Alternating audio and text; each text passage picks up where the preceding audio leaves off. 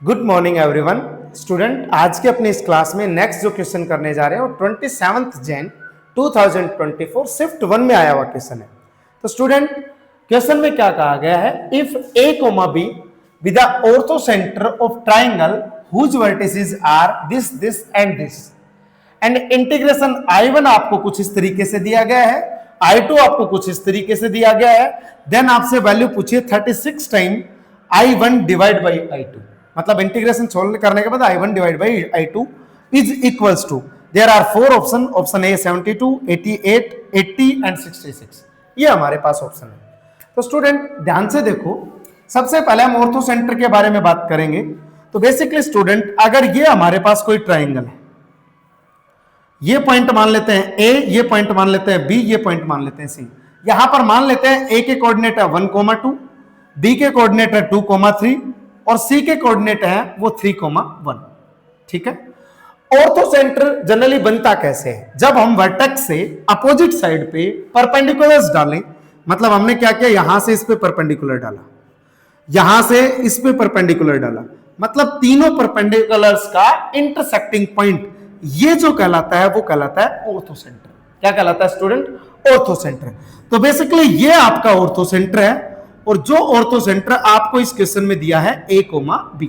Okay.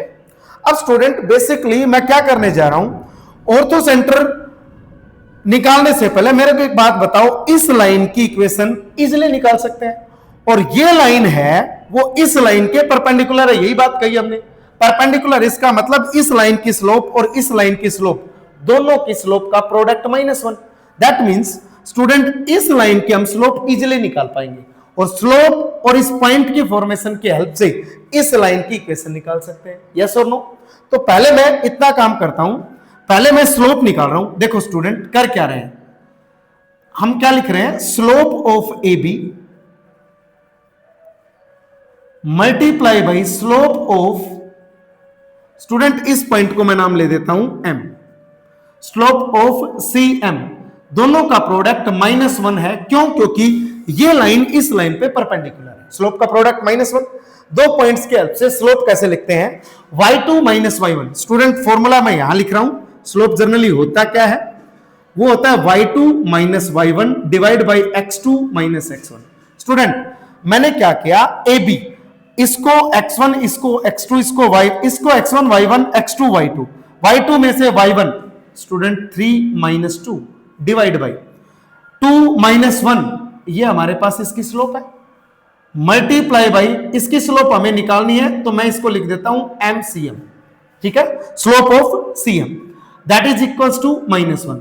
अब 3 - 2 1, 2 - 1 1, that means student directly ये 1 है, 1 इंटू इस लाइन की जो स्लोप आई वो स्लोप -1 आ गई। ओके स्टूडेंट, अब स्लोप हमें पता है, पॉइंट हमें सी का कोऑर्डिनेट आपको दे रखा है, जो कि हमने मान रखा है 3,1, यहां से 3,1।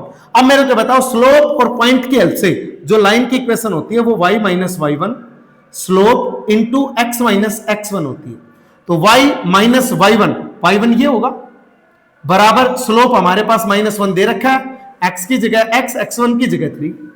बेसिकली स्टूडेंट बना क्या, y - 1 that is equals to -x + 3, इसको इधर ले आओ, y + x और इसको उधर ले जाओ 3 + 1, ये हमारे पास आया x + y that is equals to 4। Got it?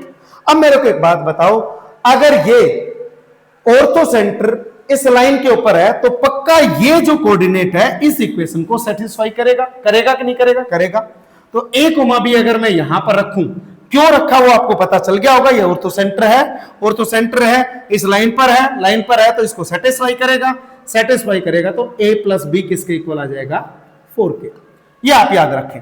अब आगे काम करते हैं, ये हमारा ऑर्थो सेंटर से जो जो हम इंफॉर्मेशन निकाल सकते थे वो सारी इंफॉर्मेशन हमने निकालनी है। अब बात करते हैं I1 की। स्टूडेंट I1 लिख रखा है, मैं डायरेक्टली इसको इक्वेट करता हूं, ये आया a से b x साइन, स्टूडेंट मैंने इसमें से x कॉमन लिया, इसको मैंने लिख दिया 4 - x, इस तरीके से लिख दिया। ठीक है। अब मेरे को एक बात बताओ, आपने ये प्रॉपर्टी अच्छे से पढ़ रखी होगी, a से b f of x dx ये इक्वल होता है स्टूडेंट a से b f ऑफ दोनों लिमिट्स का सम a + b में से जो वेरिएबल जिसके रेस्पेक्ट में हम इंटीग्रेशन कर रहे हैं वो घटा दो और डीएक्स, ये हम लिख सकते हैं। यही डेफिनेशन यहां पर लगा रहा हूं स्टूडेंट। ये डेफिनेशन अगर यहां पर लगाऊंगा तो इक्वल आएगा ए से बी, एक्स की जगह मैं लिख सकता हूं A plus B minus X. Got it, कोई दिक्कत नहीं है। साइन इस एक्स की जगह भी मैं यही लिखूंगा ए प्लस बी माइनस एक्स, और यहां पर 4 का 4 ही रहेगा, माइनस का माइनस, यहां पर a plus B minus x, ये हमारे पास आएगा। ओके स्टूडेंट, अब देखो जनरली बन क्या रहा है, a प्लस बी की वैल्यू अगर मैं यहां से रखना चाहूं तो 4 रख सकता हूं। 4 रखूंगा तो बेसिकली स्टूडेंट ये a से b, ये बनेगा 4 माइनस एक्स, ठीक है। यहां पर साइन, यहां पर 4 रखूंगा तो 4 माइनस एक्स, और यहां पर ध्यान से देखो, इसको अगर मैं ओपन करूंगा तो 4 माइनस ए प्लस बी, और इस माइनस को इसके साथ करूंगा तो प्लस एक्स, और इस पूरे की वैल्यू अगर मैं इसको इन दोनों को उधर लेके जाऊं तो 0 होगी, होगी कि नहीं होगी।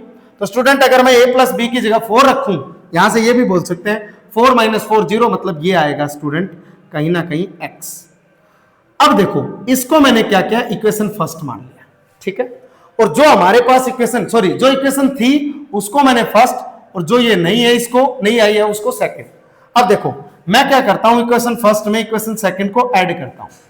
तो स्टूडेंट एक बात देखो, ये I1 है तो ये भी कंफर्म I1 ही है भाई, इसी को हमने मैनिपुलेट करके यहां पर पहुंचे। तो यहां पर आया 2 times integration I1 that is equals to, basically limit दोनों पे सेम है तो a से b इकट्ठी लगा दी मैंने। अब देखो ये पार्ट और ये पार्ट सेम है, तो मैंने क्या कर दिया, ये तो एक बार लिख दिया sine x into 4 minus x, दोनों से कॉमन आएगा।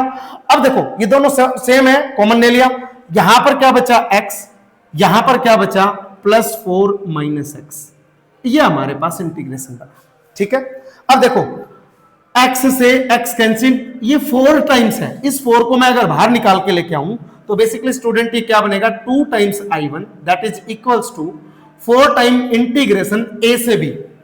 ये यहां पर कुछ नहीं बचा, यहां पर ये है साइन x, अगर x को अंदर मल्टीप्लाई करूं तो बेसिकली ये क्या है 4x माइनस एक्स स्क्वायर और dx। स्टूडेंट ध्यान से देखो, अगर मैं इसको देखूं I2 sine 4x minus x square a से b, यही आया, तो इसको मैं लिख सकता हूं 4 टाइम्स I2। देखो ये 4 है। अब देखो कहीं ना कहीं हम ये बोल सकते हैं इस क्वेश्चन में हमें क्या मिला, ये मिला हमारे पास, यहां पर लिख रहा हूं 2 times I1 that is equals to 4 times I2, ये मिला। अब हमें चाहिए 36 times I1 divide by I2। तो अब देखो 2 से 2 2 जा 4, इसका मतलब I1 जो मिला हमें वो मिला 2 टाइम्स I2। क्या मिला, 2 times I2।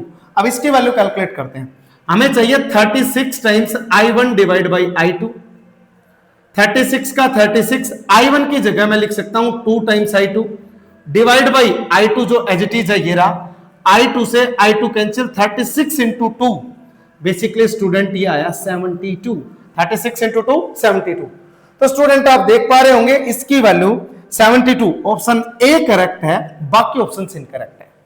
Student easy question था, सिर्फ एक प्रॉपर्टी बेस पे क्वेश्चन था जो कि हमने प्रॉपर्टी बताई आपको, ठीक है।